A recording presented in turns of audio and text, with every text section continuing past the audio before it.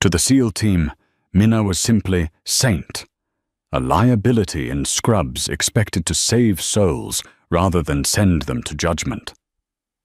Seeing only her medical bag, the men assumed she was weak, completely missing the telltale scarring on her trigger finger. But when the ambush pinned the unit down in the Korangal Valley and the elite warriors were left praying for extraction, the nurse didn't flinch.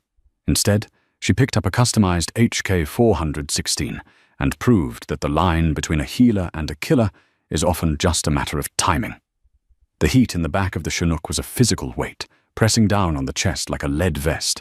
It smelled of hydraulic fluid, stale sweat, and the distinct metallic tang of nervous anticipation. Chief Petty Officer Rick Miller adjusted his plate carrier, his eyes scanning the men of Bravo team. They were hard men, Tier 1 operators, men who had eaten dirt in Fallujah and bled in the Panjshir. They were coiled springs, ready to snap forward at a moment's notice. And then, there was the woman in Seat 4. Minna O'Connell. She looked entirely out of place, like a golden retriever wandering into a wolf den.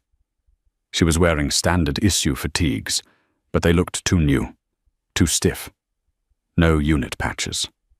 Just a simple red cross velcroed to her shoulder and a medical bag hugged to her chest like a teddy bear. She was pretty in a plain, suburban way. Tired eyes, messy bun, hands that looked like they scrubbed dishes, not carbon buildup off a bolt carrier group. "Eyes on me," Miller barked over the comms, his voice cutting through the rotor wash. "Intel says the LZ is cold, but we all know Intel is about as reliable as a stormy weather forecast. We drop, we secure the VIP, we extract. Fast and dirty." He paused, glancing pointedly at Minna. "And watch the package. The nurse is strictly non-combatant. If she gets so much as a scratch, command will have my trident. You verify she stays low. Jenkins, you're on babysitting duty." "Copy that, Chief," Jenkins grunted, shifting his chewing tobacco. He gave Minna a condescending smirk.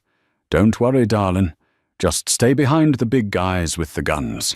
If you hear a pop, cover your ears." Minna didn't flinch. She didn't even look up. She was checking the seal on a tourniquet, her fingers moving with a dexterity that Miller found mildly irritating. She looked up, her blue eyes surprisingly flat. "I know the drill, Chief. Stay low. Don't die. Patch up the holes you boys make." Miller scoffed, turning away. Civilians. The mission was supposed to be a soft extraction. A high-value asset, a local warlord turned informant, had been shot during a negotiation gone wrong in a remote village near the Syrian border. The CIA wanted him alive. The local hospitals were compromised, so they sent a SEAL team to secure the perimeter and a specialist trauma nurse to keep the meat sack breathing until they could get him to Germany. Why they sent a lone female nurse instead of a corpsman or a PJ, pararescue, remained a mystery that annoyed Miller to no end. The dossier just said she was a specialist contractor with medical corps experience.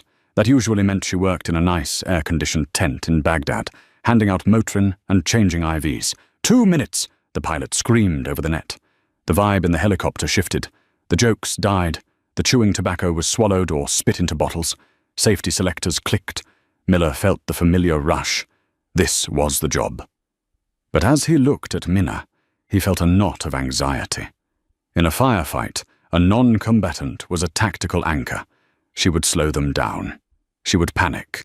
It was inevitable. "Zone is hot. Repeat, zone is hot. We have small arms. Fire." The helicopter lurched violently. A sound like hail on a tin roof erupted. Bullets pinging off the fuselage. "Abort! Abort!" "We can't!" the pilot yelled back. "RPG! Brace!" The world turned upside down. The explosion wasn't a sound. It was a pressure wave that slammed Miller's brain against the inside of his skull. The Chinook spun, the horizon becoming a blur of brown earth and blue sky. Impact. Darkness. Miller woke up tasting copper. His vision was a kaleidoscope of grey dust and flickering sparks. The screeching of tearing metal was deafening. He tried to move, but his left leg was pinned under a crate of ammo. "Sound off," he croaked, coughing up dust. "Status?" "I'm up," Jenkins yelled from somewhere to his right. "Pilot is KIA. Co-pilot is unconscious. Davis? Leg's broken, Chief. I can't move." Miller gritted his teeth, shoving the crate off his leg with a roar of effort. He scrambled to his feet, swaying. The back of the Chinook was torn open like a soda can. Outside, the bright sun was blinding, but the tracers ziplining through the smoke were unmistakable. They had crashed in the middle of the village square. It was a kill box. "Contact front!" Jenkins screamed, opening up with his MK-48 machine gun. The heavy thug-thug-thug of the weapon provided a brief moment of comfort, but it was drowned out by the answering fire. AK-47S PKMs. There were at least 30 of them. "Where is the nurse?" Miller shouted, firing 2 controlled bursts at a shadow moving on a rooftop. "I don't know. She was in the back." Miller's heart sank. Dead. She had to be. He scanned the wreckage. The tail section had snapped off. He saw a figure amidst the smoke, crawling. It was her. Minna was dragging the heavy medical rucksack with one hand, her face smeared with grease and blood. She wasn't screaming. She wasn't crying. She was moving with a low, crab-like shuffle toward a pile of rubble that offered better cover than the open fuselage. "Get to cover!" Miller roared at her. She ignored him. Instead of diving behind the wall, she grabbed the collar of the unconscious co-pilot and dragged him, a man who outweighed her by 80 pounds, behind the concrete barrier. Miller was impressed, despite himself. Adrenaline, he thought. Mothers lift cars off babies. Panic gives you strength. "Jenkins, suppress that roof. I'm moving to the nurse." Miller sprinted across the open ground, bullets kicking up dirt at his heels. He slid into the cover beside Minna. "You okay?" he demanded, checking her for wounds. She pushed his hand away. "I'm fine. This man has a tension pneumothorax. I need to needle him. We don't have time for surgery, lady. We are surrounded. If I don't vent his chest, he dies in 2 minutes," she said. Her voice was terrifyingly calm. It wasn't the calm of shock. It was the calm of a librarian stamping a book. She ripped open the pilot's flight suit, located the second intercostal space, and jammed a 14-gauge needle into his chest. A hiss of escaping air followed. The pilot gasped, his color returning. "Good," she muttered. Then she looked at Miller. "Where is the perimeter?" "There is no perimeter," Miller snapped, reloading. "It's just us. Davis is down. The pilot is dead, and Jenkins is running low on ammo. We need to hold this position until air support arrives, which is 20 mics out." As if on cue, an RPG shrieked overhead, exploding against the remains of the helicopter. Jenkins screamed. "Jenkins is hit!" Miller yelled. He looked at Minna. "Stay here. Keep your head down." Miller moved to suppress the enemy, but his rifle clicked dry. He reached for a mag. Empty. He patted his rig. He had burned through his immediate loadout. Damn it! He looked back at the wreckage. There were spare mags in the bird, but the open ground was being raked by machine gun fire from a technical truck that had just pulled up 200 meters away. A DSHK heavy machine gun was tearing the cover apart. Concrete chips rained down on them. "We can't move," Miller yelled into his radio. "Bravo actual to Overlord. We are pinned. Heavy armor moving in." He looked at Minna. She was done with the pilot. She was wiping her hands on her pants. She looked at the technical truck. Then she looked at the dead pilot's sidearm. Then she looked at Miller. "Chief," she said, "that DSHK is going to turn this cover into gravel in about 30 seconds. "I know," Miller shouted, flinching as a round impacted inches from his head. "I can't get a shot. The angle is bad." Minna reached into a medical bag. Miller thought she was grabbing morphine to overdose herself before the end. Instead, she pulled out something wrapped in a sterile blue cloth. It wasn't a scalpel, it was a suppressor. A heavy-duty, thread-on suppressor. "What the hell is that?" Miller asked. She didn't answer. She crawled over to where Davis was lying, groaning.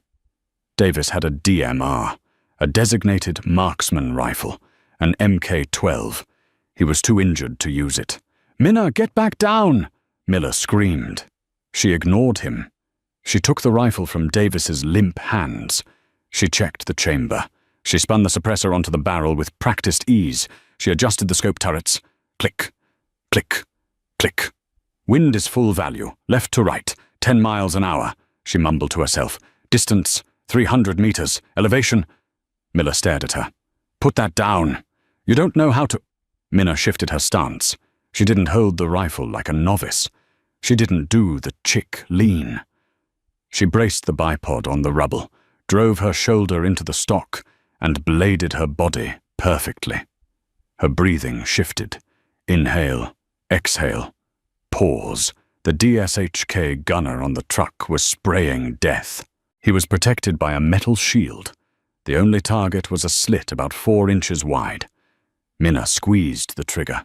Foot. The suppressed shot was quiet, lost in the chaotic noise of the battle. Downrange, 300 meters away, the gunner's head snapped back. A pink mist erupted behind him. The heavy machine gun fell silent. Miller froze. He looked at the truck. The gunner was slumped over the weapon. He looked back at Minna. She cycled the bolt. "Driver," she whispered. Foot. The driver of the truck, who had started to panic and put the truck in gear, slumped against the steering wheel. Minna lowered the rifle slightly, looking at Miller. Her eyes were different now. The fatigue was gone. The suburban nurse was gone. In her place was something cold, sharp, and incredibly dangerous. "Chief," she said, her voice dropping an octave, "you secure the left flank. I'll clear the street. And give me your spare 5.56. I'm going to run dry." Miller blinked, his brain struggling to catch up. Who are you?" She didn't smile. She just slapped a fresh mag into the MK-12. "I'm the insurance policy," she said. "Now move." The silence following Minna's 2 shots was heavier than the gunfire had been. It lasted maybe 3 seconds, the time it took for the enemy fighters to realize their heavy support was dead. "Move," Minna barked. It wasn't a suggestion. She abandoned the sniper position, sliding down the rubble pile with the grace of a shortstop, fielding a ground ball. She grabbed the strap of Davis's plate carrier. "Chief, grab the pilot. Jenkins, take rear security. We're moving to that structure at nearly 3 o'clock. Thick walls, narrow, fatal funnel. Go!" Miller shook off his shock. The chain of command had just been inverted, but his survival instinct recognized a Tier 1 operator when he saw one, regardless of the outfit. "You heard her! Move out!" Miller grabbed the co-pilot, heaving the unconscious man over his shoulder in a fireman's carry. They moved. It was an ugly, desperate scramble across 20 yards of open kill zone. As they ran, the enemy fire reignited. Rounds snapped past them like angry hornets. Dust geysers erupted at their feet. Minna didn't run like a civilian. She moved in a combat crouch, the MK-12 rifle shouldered, scanning her sector. A fighter popped out from behind a burnt-out sedan, raising an AK-47. Before Jenkins could even swing his heavy machine gun, Minna fired twice while moving. Double tap. The fighter dropped. She didn't break stride. They crashed through the rotting wooden door of a mud brick compound. It was dark, smelling of goats and stale tobacco. "Clear left," Minna shouted. "Clear right," Jenkins echoed, his voice trembling slightly. Miller dumped the pilot in the corner and spun around, weapon raised, covering the door. "Jenkins, barricade that entrance. Use the debris." Yum. Minna was already kneeling beside Davis. The SEAL was pale, his leg twisted at a sickening angle, the bone threatening to puncture the skin. He was going into shock. "Morphine," Minna said, ripping open her medkit. Her hands, which moments ago had executed 3 men with surgical precision, were now gentle. She injected the syringe into Davis's thigh. "You're going to be okay, Davis. I'm setting the bone. Bite on this." She shoved a roll of gauze into his mouth. With a quick, brutal jerk, she realigned the leg. Davis screamed into the gauze, his body arching off the floor, then slumped back, panting.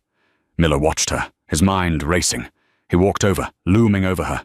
The adrenaline was fading, replaced by a cold, hard suspicion. "Who are you?" Miller demanded, his voice low and dangerous. "And don't tell me you're a nurse. Nurses don't know windage. Nurses don't shoot double taps on the move." Minna finished wrapping the splint. She checked Davis's pulse, then wiped the blood from her hands onto her thighs. She looked up at Miller. The fluorescent lights of the hospital were 1,000,000 miles away from the look in her eyes. It was the 1,000-yard stare. But it wasn't empty. It was calculating. "I am a nurse, Chief. I have a BSN from Johns Hopkins," she said calmly. "I also spent 6 years in a unit that doesn't officially exist. My name is Minna, but in the sandbox, back into 14, they called me Wraith." Jenkins, piling broken furniture against the door, froze. "Wraith? I heard stories about a female operator working with the ISA, Intelligence Support Activity. Task Force Orange, they said she hunted HVTs in the Petch Valley alone." Minna stood up, checking the load on the MK-12. "Stories get exaggerated. I didn't work alone. Usually." Miller felt a chill. The ISA was the ghosts' ghosts. They were the ones who went in before the SEALs, before Delta, to prep the battlefield. They were spies who could shoot like snipers. "Why the hell are you here wearing a red cross?" Miller asked. "Because I retired," Minna said, moving to the window and peering through a crack in the shutters. "I got tired of the killing. I wanted to save people. I took this contract because it was supposed to be a milk run. Babysit a warlord, get paid, go home." She looked back at him, her expression hardening. "But war has a funny way of finding you, doesn't it, Chief?" A mortar round impacted the street outside, shaking dust from the ceiling. "They're bracketing us," Minna noted, her voice devoid of fear. "They know we're in here. That technical was just the scouting party. The main element is coming, and they have mortars." Miller looked at his team. A dead pilot, an unconscious co-pilot, a crippled operator, and Jenkins, who was down to his last belt of ammo. "We need air support," Miller said, "but comms are jammed." "They aren't jammed," Minna corrected. "They're using a localized frequency hopper to drown us out. I saw the antenna on the roof of the schoolhouse, 2 blocks east. As long as that jammer is active, no CAS, close air support, no extraction." Miller looked at her. "How do you know that?" "Because I taught the course on counterinsurgency electronic warfare at Bragg," she said dryly. She slung the rifle. "Someone has to go take out that jammer, and since Davis can't walk, Jenkins is your heavy gun, and you're the only one strong enough to carry the pilot if we have to bail. That leaves me." "No," Miller said instinctively. "I can't let a civilian. I'm not a civilian right now, Rick," she cut him off, using his first name for the first time. It hit him like a slap. "I'm the most qualified asset you have. You hold the fort, I kill the jammer, we get our ride home." Miller stared at her. He hated it. It went against every instinct he had as a protector. But he looked at Davis, bleeding on the floor. He looked at the cracking walls. "You have 20 minutes, Miller said, handing her his last fragmentation grenade. "After that, we're likely overrun." Minna took the grenade. A grim, almost wolfish smile touched her lips. 20 minutes is a lifetime," she said. "Keep the tea warm." Minna slipped out the back window into the narrow, shadow-choked alleyway. The moment her boots hit the dirt, the nurse persona evaporated completely. Her posture changed. She didn't just walk. She flowed. She checked the MK-12. She had scavenged 3 mags from Davis. It wasn't enough for a firefight, but she wasn't planning on a firefight. She was planning on a hunt. The heat was suffocating, but Minna's mind was ice cold. She moved through the labyrinth of mud huts, avoiding the main roads. She could hear the shouts of the enemy fighters. They were converging on the crash site, smelling blood. They were loud, undisciplined, and eager. Amateurs, she thought. She reached an intersection and pressed herself into a doorway. A patrol of 4 men walked past, arguing in Pashto. They were relaxed, thinking their prey was trapped in the building back at the square. Minna waited until they passed. Then she stepped out. She didn't shoot. Gunshots drew attention.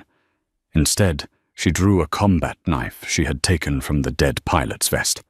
She moved up behind the trailing man, the straggler. He never heard her. She clamped a hand over his mouth and drove the blade into the base of his skull, severing the brainstem. He went limp instantly. She dragged him into the shadows. It was brutal work. It was ugly work.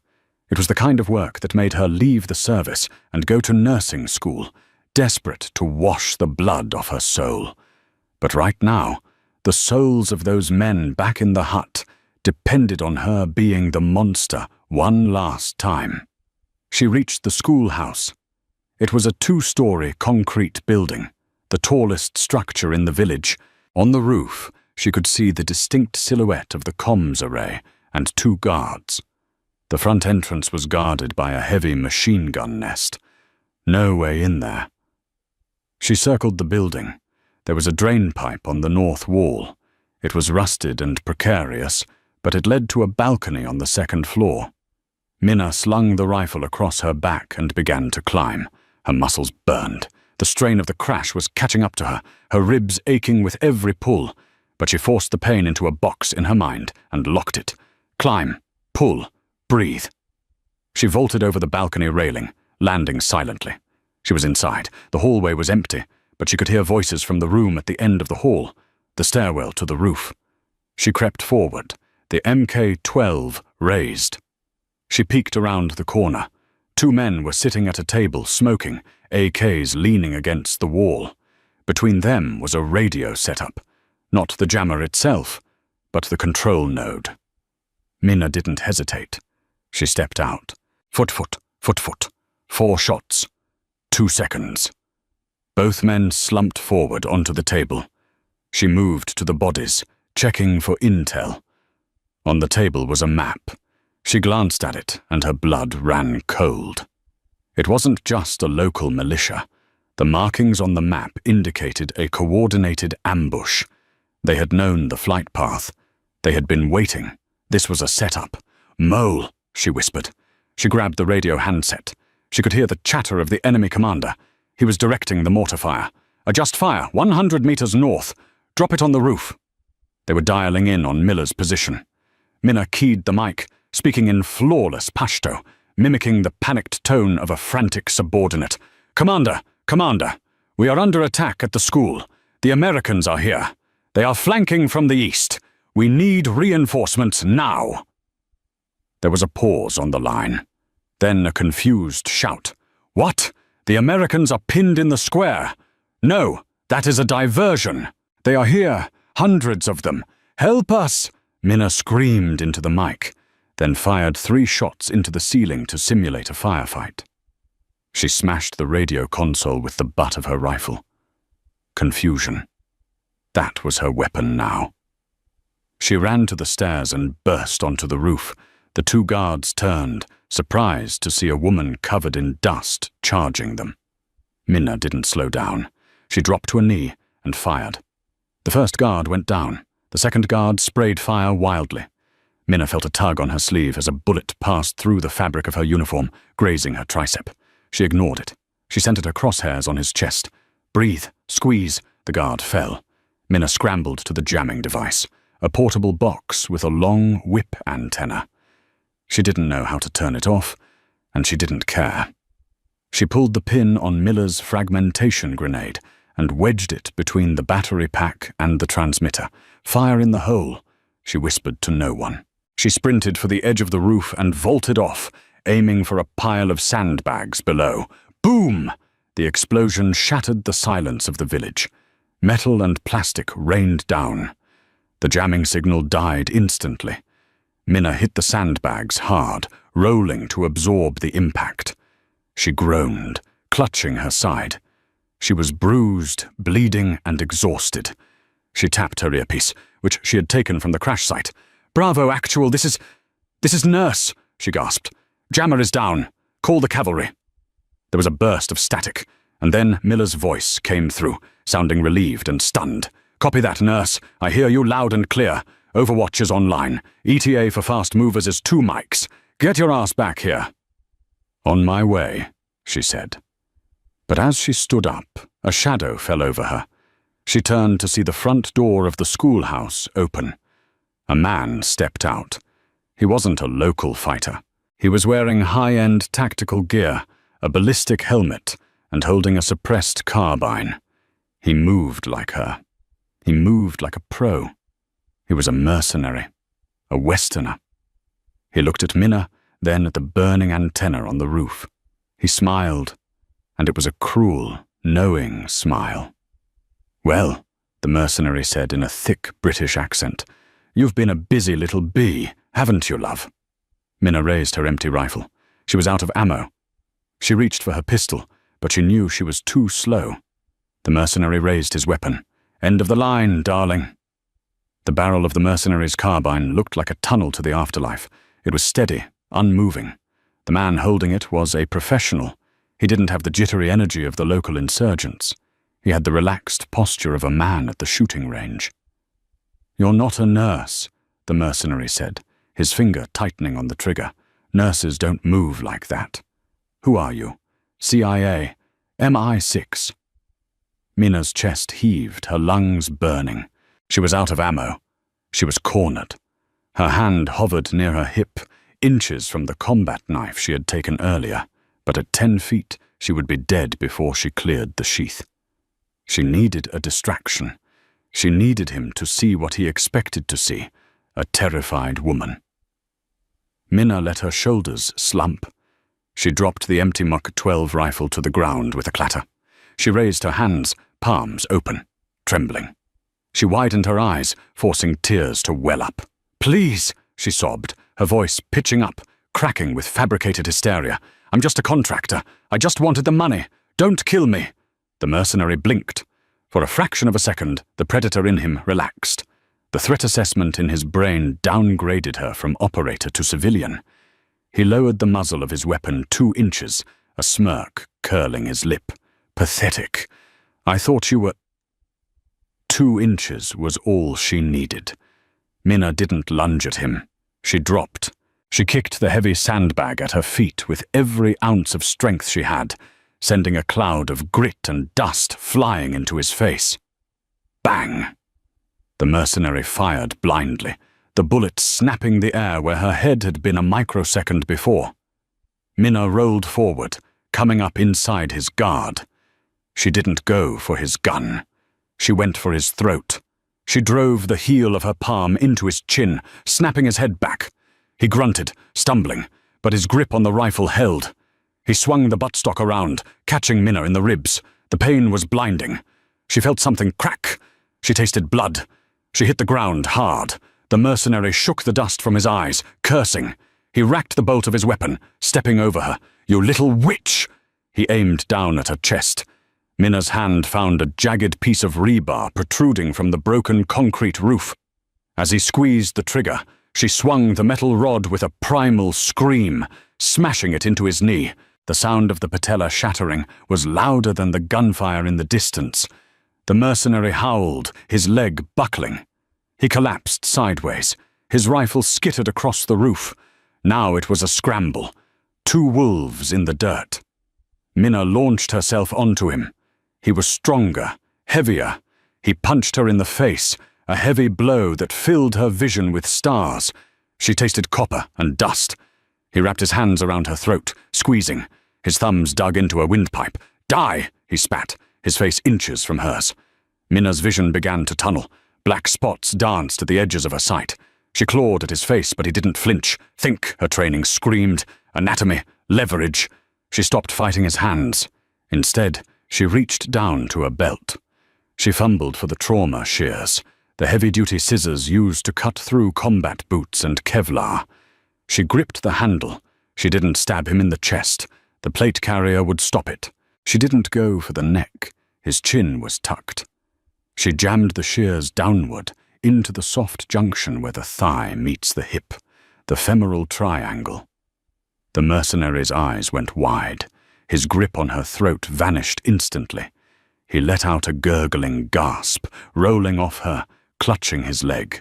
Bright red arterial blood spurred between his fingers, pulsing in time with his dying heart. Minna rolled away, gasping for air, coughing violently. She watched him. It took less than a minute. The femoral artery is a high-pressure hose. He bled out before he could even curse her again.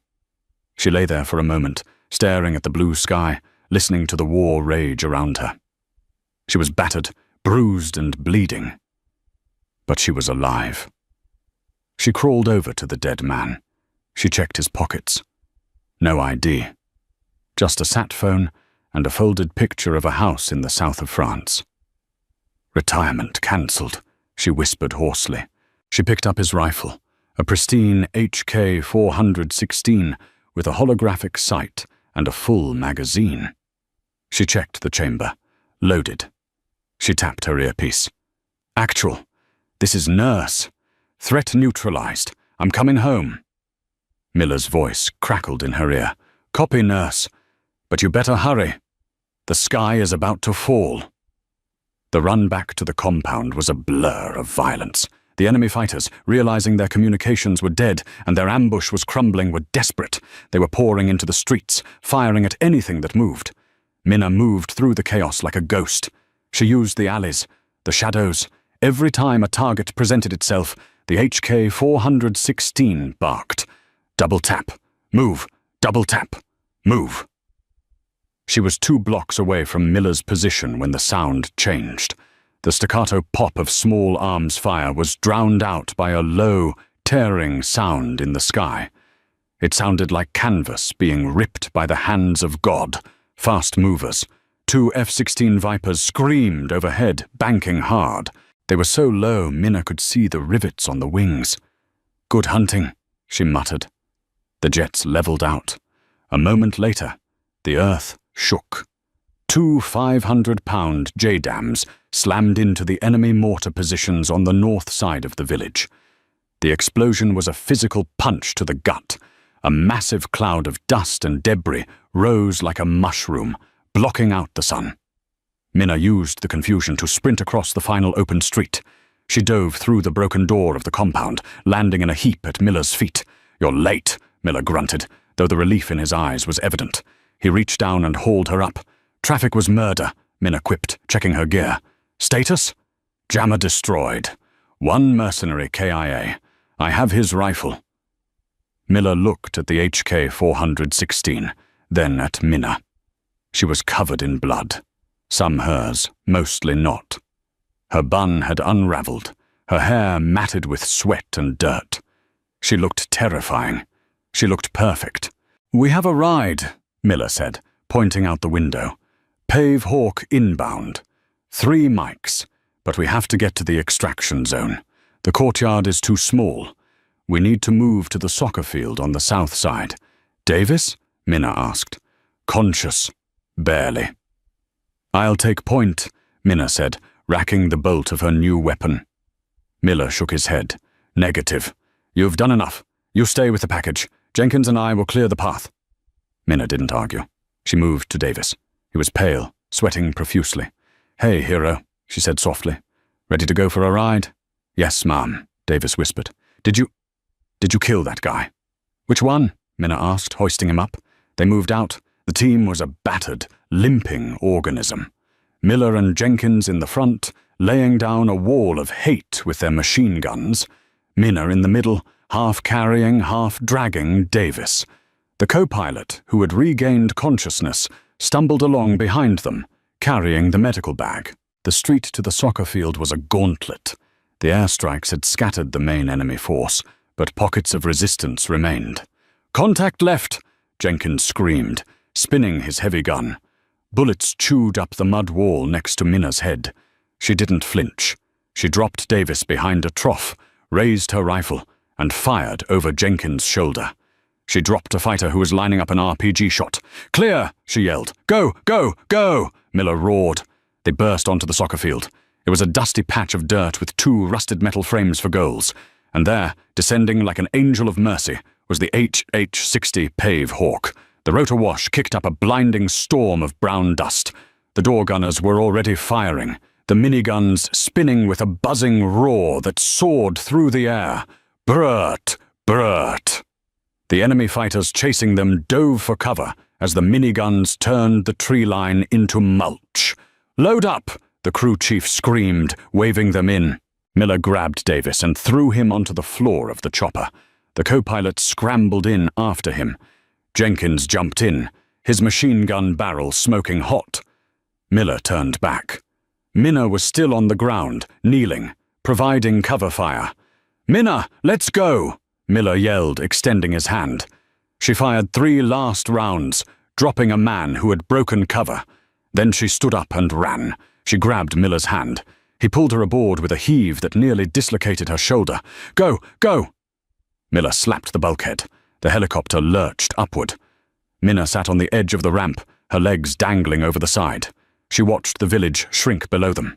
She saw the bodies. She saw the smoke. She saw the schoolhouse where she had left her former life behind, and picked up the sword again. She leaned back against the vibrating wall of the helicopter, closing her eyes. Her hands were shaking now. The adrenaline was dumping. Miller crawled over to her. He keyed his headset so she could hear him over the noise of the rotors. "You okay?" Minna opened her eyes. They were wet. "I will be," she said. Miller looked at her for a long moment. He reached out and ripped the nurse Velcro patch off her shoulder. He tossed it out the open door, watching it flutter away into the wind. Then he reached into his own pocket and pulled out a spare patch. It was a simplified, subdued patch of a skull and crossbones, the unofficial patch of the Bravo team. He slapped it onto her shoulder. "Welcome to the team, Saint," Miller said. Minna looked at the patch. She touched it tentatively. A faint, tired smile touched her lips. "Saint," she repeated. "I think I like that better than nurse." The helicopter banked, turning towards the setting sun, leaving the valley of death behind them. They were safe. But the story wasn't over. For Minna, the war had just opened a door she thought she had locked forever. And back at the base, the brass was going to have a lot of questions. The adrenaline crash was worse than the combat. It didn't happen on the helicopter. On the Pave Hawk, Minna was still functioning on high-octane survival instinct. She was checking Davis's vitals, holding pressure on a bleeder, and scanning the horizon out the back ramp, as if the entire Taliban might sprout wings and chase them into the clouds. The crash happened at Bagram Airfield, inside the sterilized, blindingly white trauma bay of the Roll 3 hospital. She had just handed off Davis to a surgical team. The moment the gurney doors swung shut, separating her from the men she had bled with, her knees simply ceased to exist. She slid down the wall, her back leaving a smear of grease and dried blood on the pristine white paint. She looked at her hands. They were trembling so violently she couldn't clasp them together. It was the combat shake, the somatic discharge of a nervous system that had been redlining for 4 hours straight. "Ma'am?" A young MP, military police officer, stood over her. He looked terrified of her. "Ma'am, I need you to come with me. You can't stay here." Minna looked up. "My patient. The SEALs are in debrief. You're being separated." The word hung in the air like a sentence. Separated. It meant she wasn't part of the team. She was a liability again, a civilian who had broken the rules. "Right," Minna whispered. She stood up, her legs feeling like lead. "Lead the way." They didn't take her to the barracks. They didn't take her to the contractor housing. They took her to the box, a windowless interrogation room in the intelligence wing of the base. It was freezing cold, designed to keep occupants uncomfortable and alert. They took her weapons. They took her tactical vest. They even took the Saint patch Miller had slapped on her shoulder, bagging it as evidence. Minna sat there for 3 hours. No water. No food. Just the hum of the air conditioner and the reflection of her own haggard face in the two-way mirror. She knew the tactic. It was sensory deprivation, followed by isolation. They wanted her anxious. They wanted her to think she was in trouble so she would be compliant when the questions started. She closed her eyes and focused on her breathing. Inhale for 4, hold for 4, exhale for 4. It was the same technique she used before a sniper shot. It worked just as well for surviving bureaucracy. The lock clicked. 2 men entered. The first was a Navy commander with the JAG Corps insignia. He was tall, thin, and looked like he ironed his socks. His name tag read Sterling. He carried a laptop and an air of immense disapproval. The second man was different. He wore a suit that cost more than Minna's car. He didn't have a name tag. He didn't have a uniform. He moved with the predatory grace of a man who owned the room before he even entered it. This was the agency, CIA Special Activities Division. "Miss O'Connell," Sterling began, not bothering to sit. He remained standing, looming over her to maximize the power dynamic. "I am Commander Sterling, Judge Advocate General's Corps. This is Mr. Henderson. We are recording this session." Minna didn't speak. She just watched them. "Do you understand why you're here?" Sterling asked. "I imagine it has something to do with the 7 dead bodies in the Korangal Valley," Minna said, her voice raspy but steady. Sterling blinked, clearly expecting denial or tears. "Admission noted. Miss O'Connell, your contract with the Department of Defense is strictly non-combatant. You are a medical specialist. Clause 14, Section B clearly states that you are only authorized to use force in immediate self-defense. Yet, according to preliminary drone footage and audio intercepts, you engaged offensive targets. You operated a sniper rifle. You called in airstrikes." He leaned in, his face tightening. "You executed a neutralized target on the roof of a schoolhouse. That is a war crime, Miss O'Connell. That is murder." Minna felt a flash of anger, hot and sharp. The man on the roof was Julian Thorne, call sign Griffin. He was a mercenary. He had a suppressed carbine pointed at my chest.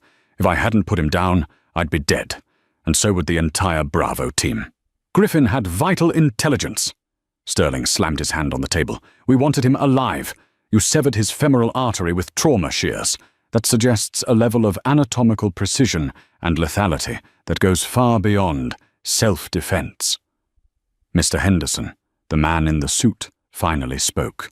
His voice was soft, textured like gravel wrapped in velvet. "Sterling is right about the technique, Minna," Henderson said, pulling out a chair and sitting opposite her. "That wasn't a panic kill. That was a wet work kill. That was the work of Wraith." The room went silent. Minna looked at Henderson. "Wraith is dead. I buried her 3 years ago." "Did you?" Henderson opened a manila folder. "Because the way you dismantled that jamming array, the way you coordinated with the F-16, that didn't look like a suburban nurse. That looked like the woman who ghosted the Haqqani network in 2014. Henderson slid a photo across the table. It was a grainy surveillance shot of Minna on the roof, holding the HK-416, standing over Griffin's body. "We have a problem, Minna," Henderson said. "The British government is asking questions about their citizen, Mr. Thorne. The DoD is asking why a nurse was leading a SEAL team. Sterling here wants to charge you with violating the rules of engagement and strip your nursing license. Maybe even send you to Leavenworth." Minna leaned back, crossing her arms. "So what's the play? You didn't come in here to read me my rights. You came here to make a deal." Henderson smiled. It wasn't a nice smile. "Smart. Always were." "We can make the charges disappear," Henderson said. "We can classify the footage. We can label Griffin as an enemy combatant killed in action. But nothing is free." "I'm not going back to the farm," Minna said instantly. "I'm not working for the agency again." "You already are," Henderson countered. "You just haven't admitted it yet. You think you can go back to scrubbing into surgeries in Ohio after this? You think you can talk to your neighbors about their lawn care problems when you know what it feels like to hold the line against 100 insurgents?" He leaned in closer. "The nurse is gone, Minna. The fire burned her away. You're one of us. You're a predator. And we have a lot of wolves that need hunting." Before Minna could answer, the heavy steel door to the interrogation room didn't just open. It slammed against the stopper with a deafening clang. "Get the hell out of my way!" Chief Petty Officer Rick Miller hobbled into the room. He was on crutches, his right foot encased in a heavy walking boot. He was wearing his dress blues, but his tie was loose, and his eyes were bloodshot. Behind him, 2 MPs were trying to stop him, but Jenkins, big, terrifying Jenkins, was blocking the hallway, arms crossed, silently daring the police to try and move him. "Chief Miller," Sterling sputtered, turning red, "this is a classified debriefing. You are under direct orders to stay in the medical ward. And you are under direct orders to not harass my operator," Miller growled, limping to the table. He threw a heavy stack of paperwork down in front of Henderson. "What is this?" Henderson asked, unperturbed. "After action reports," Miller said. His voice hard. "Signed by me. Signed by Jenkins. Signed by Davis from his hospital bed. And signed by the pilot." Miller pointed a finger at Sterling. "That report states that Minna O'Connell was deputized under Article 9 of the Field Command Manual, Exigent Circumstances. It states that the chain of command was broken due to incapacitation, and command authority was transferred to the most qualified asset on the ground." "That's absurd," Sterling scoffed. "A nurse cannot assume command of a SEAL platoon." "She wasn't a nurse," Miller said, looking at Minna with fierce pride. "She was the acting forward air controller and the tactical lead, and she saved every single one of our lives. If you try to prosecute her, if you try to put even one black mark on her record, I will burn this command to the ground." Sterling laughed nervously. "Chief, be careful. That sounds like a threat." "It's a promise," Miller said, leaning on his crutches. "I'll go to the press. I'll go to CNN. I'll tell them that the CIA sent a lone woman into a meat grinder with bad intel, and when she pulled a miracle out of the fire, you tried to jail her. How do you think that plays on the 6 o'clock news, Henderson?" The room went dead silent again. The threat was nuclear. The PR fallout would be catastrophic for the agency and the Navy. Henderson looked at Miller. He looked at the paperwork. Then he looked at Minna. He started to laugh, a low, dry chuckle. "You SEALs," Henderson shook his head, standing up and buttoning his jacket. "So dramatic, and so loyal." He picked up the file on the table and tucked it under his arm. "Sterling, drop the charges. Seal the record." "But sir," Sterling protested. "I said drop it," Henderson snapped, his voice turning to ice. "The incident at Korangal never happened. It was a training accident. Griffin died of natural causes, specifically a sudden drop in blood pressure caused by being an idiot." Henderson walked to the door, then stopped. He turned back to Minna. "You have good friends, Minna.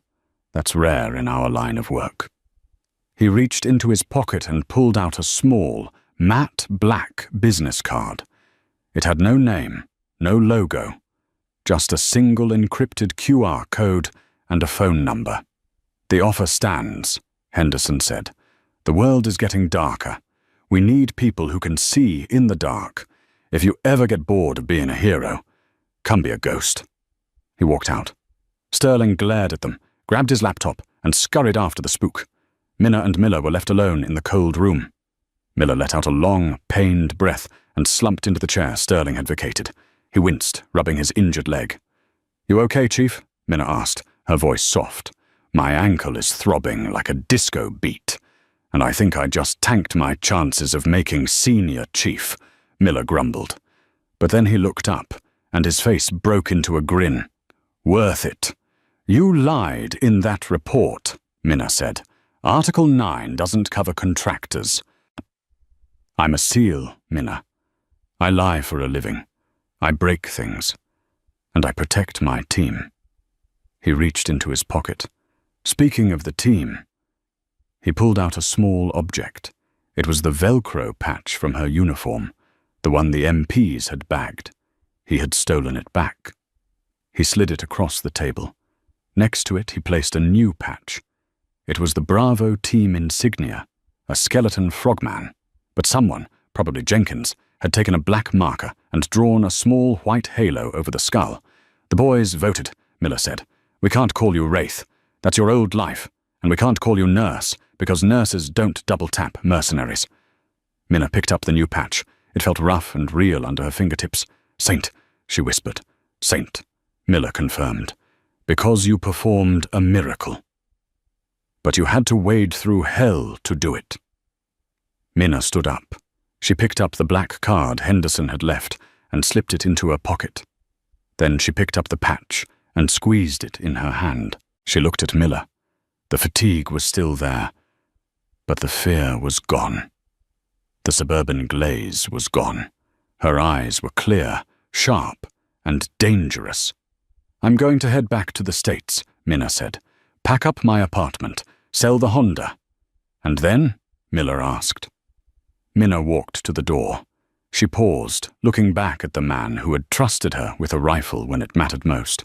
"And then," she smiled, a wolfish, knowing smile, "I'm going to make a phone call. I think I'm done with scrubs, Rick. Black suits me better." She walked out into the hallway. Jenkins was there. He snapped to attention and offered a crisp salute. It wasn't sarcastic. It was the salute one warrior gives another. Minna returned it, then walked down the long, sterile corridor towards the exit. Outside, the rain was falling, washing away the dust of Afghanistan. But the fire inside her wasn't going out. It was just getting started. Minna O'Connell walked out of Ramstein Air Base into the cold German rain. She didn't have a medical bag over her shoulder anymore. She carried a duffel bag of tactical gear. She stopped at the gate and looked up at the grey sky. A transport plane was taking off, banking east, back towards the sandbox, back towards the fight. She pulled her phone out and dialed the number on the black card. "This is O'Connell," she said when the line clicked open. "I'm in." The nurse had died in the Korangal Valley. The warrior had been reborn, and somewhere, in the dark corners of the world where bad men did bad things, a new fear was about to take root. They wouldn't see her coming. They wouldn't hear her. They would just pray they never met the saint. That is the story of Minna St. O'Connell, the nurse who reminded the world that the most dangerous weapon on the battlefield isn't a missile or a machine gun. It's a human being with the will to fight. This story was inspired by the real unsung heroes of the medical corps and the shadow operators of the ISA, proving that heroism doesn't always wear a uniform, but it always leaves a mark. If this story got your heart racing, do me a favor. Smash that like button. It helps the algorithm find more patriots like you. Comment below. Do you think the CIA planned the ambush to test her? And most importantly, subscribe and hit the bell icon. Next week, we're covering the classified story of a tank crew that held off an entire battalion for 3 days. You don't want to miss it. Stay dangerous, everyone. Out.